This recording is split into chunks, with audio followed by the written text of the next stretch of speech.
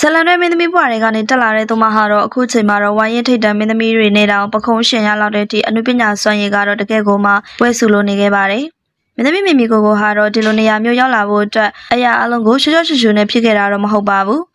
အနုပညာလောကမှာအောင်မြင်ဖို့ရရှိဖို့အတွက်ဖြက်လန်အလွယ်လေးတွေဖြစ်တဲ့စပွန်ဆာယူတာမျိုးပရိုဂျူဆာတွေကိုကပ်ဖားတာမျိုးဒါမှမဟုတ်ဟိုလူကတ်ဒီလိုနေရာရောက်အောင်မျိုးလုံးဝလှုပ်တူလည်းမဟုတ်ပါဘူး။ဒါကြောင့်ဒီလိုအကြောတင်ပြီးအနေမှန်လို့နဲ့သူမရဲ့စိတ်ဓာတ်ကြောင့်ပဲအောင်မြင်မှုနဲ့ဝေခွာခဲ့ရပြီးချောင်းထိုးခြင်းခံခဲ့ရတဲ့အခြေအနေမျိုးကိုရင်ဆိုင်ခဲ့ရတာပါ။တစ်ချိန်က producer တချို့ကသူမကိုဈေးကွက်မရှိတဲ့မင်းသမီးလို့သတ်မှတ်ပြီးငွေထုတ်ရိုက်ကူဖို့ဝင်လေခဲ့ကြပါတယ်။ပြိုင်မက်ဇလန်တွေမင်းသမီးတချို့နဲ့နှိမ့်ချမှုတွေကိုတော့မှခါးစည်းခံရတဲ့အထိသူမကတော့နုပညာလမ်းကြောင်းခီးမှာရှောက်လန့်ခဲ့ရသူပါ။ဒါပေမဲ့လေမိမိကိုကတော့အနုပညာနဲ့ပတ်သက်လာရင်အကျော်တင်ပါတယ်။ရုပ်ရှင်မရိုက်ရလို့မွေးရင်မွေးသွားပါအနုပညာအရေးသွေးမရှိတဲ့ပေါ်ကားတွေကိုတော့မရိုက်ဘူးဆိုတဲ့ခိုင်မာတဲ့စိတ်ဓာတ်နဲ့အနုပညာပေါ်မှာသစ္စာရှိသူပါ။သူမဟာတော့ငွေနောက်ကိုမလိုက်ပဲစစ်မှန်တဲ့အနုပညာကြံခဲ့မယ်ဇာတ်ကောင်မျိုးကိုသာရွေးချယ်ရိုက်ကူးခဲ့တဲ့အတွက်ဒီနေ့မှာတော့သူမရဲ့တံမှုကအစမတန်မြင့်တက်လို့လာခဲ့တာပါဒီလိုမျိုးနီးမှန်လမ်းမှန်နဲ့စူးစမ်းလာခဲ့တဲ့အတွက်ကြောင့်ဒီနေ့မှာသူမဟာတော့ထိုက်တန်တဲ့အောင်မြင်မှုမျိုးကိုပိုင်ဆိုင်လို့ရခဲ့ပြီပဲဖြစ်ပါတယ်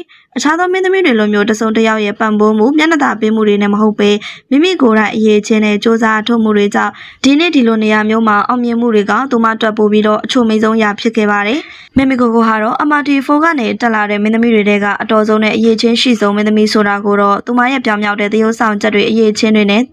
လက်တွေကိုသက်သေပြခဲ့တာပါသူမရဲ့ခိုင်မာတဲ့စိတ်ဓာတ်နဲ့နုပညာပေါ်မှာထားတဲ့စေတနာတွေကြောင့်ပဲပရိသတ်တွေကတော့သူမကိုပို့ပြီးတော့လေးစားချစ်ခင်လာခဲ့ကြတာပါစစ်မှန်တဲ့စူးစမ်းမှုခိုင်မာတဲ့ရည်တည်မှုတွေနဲ့အောင်မြင်မှုတွေကိုအရပြန်ယူနိုင်တဲ့မင်းသမီးကျော်လေးမေမေကိုတော့ပရိသတ်တွေကဘယ်လောက်ထိချစ်ခင်အားပေးကြတယ်လဲဆိုတာခေါင်းမမှာရေးပေးခဲ့ကြပါအောင်နော်MRT4 ရဲ့မင်းသမီးချော်လေးတွေထဲမှာအချစ်ရည်နဲ့ပတ်သက်လာရင်ကံကောင်းဆုံးမင်းသမီးလေးတွေကဘယ်သူတွေဖြစ်မလဲလို့မေးရင်တော့အားလုံးကတော့မမေကိုပြင်းပြင်းမိမယ်လို့ထင်ပါတယ်ဟုတ်ပါတယ်မင်းသမီးချော်လေးမမေကိုဟာတော့အလောက်ထိအားကျစရာကောင်းတဲ့အချစ်ရည်ကိုပိုင်ဆိုင်ထားခဲ့တာပါ။ဘာဖြစ်လို့လဲဆိုတော့သူမပိုင်ဆိုင်ထားတဲ့ချစ်သူကောင်းလေးဟာမိန်းကလေးများစုရဲ့စိတ်ကူးအိမ်မက်ထဲကကောင်းလေးအတိုင်းပညာတတ် Oxford ရုပ်ချောတဲ့ဆရာဝန်လေးဖြစ်နေလို့ပါ။ဒီလိုမျိုးအချစ်ရည်လေးပိုင်ဆိုင်ထားခဲ့လို့လေပရိသတ်တွေကသူမရဲ့ပြည့်စုံလာတဲ့အချစ်ရည်ကိုကြည့်ပြီးတကယ်ကိုကံကောင်းသူလေးပဲဆိုပြီးတော့တဖွာဖွာချစ်ကျူးနေကြတာပါ။တချို့ဆိုရင်တော့သူမကိုဆရာဝန်လေးနဲ့မလိုက်ဖက်ဘူးလို့ဝေဖန်နေကြတဲ့သူတွေရှိကြပေမယ့်အခုဆိုရင်တော့မမီကိုကသူမရဲ့ချစ်သူကောင်းလေးစီကဘလောက်တောင်အလေးထားကြည့်ဆိုင်မှုတွေကိုရရှိခဲ့တယ်လဲဆိုတာပရိသတ်တွေကတော့အားကျသွားရလောက်အောင်ထုတ်ဖော်ပြခဲ့ပါတယ်။မမီကိုရဲ့ချစ်သူကတော့တာမန်လူတစ်ယောက်မဟုတ်ပဲအမေရိကန်နိုင်ငံမှာအောင်မြင်နေတဲ့အထူးကုဆရာဝန်လူငယ်တစ်ယောက်လည်းဖြစ်ပါတယ်။သူတို့နှစ်ယောက်ရဲ့အချစ်တတန်ဟာတော့အခုဆိုရင်6နှစ်တိုင်ရှိပြီလို့သိရပါတယ်။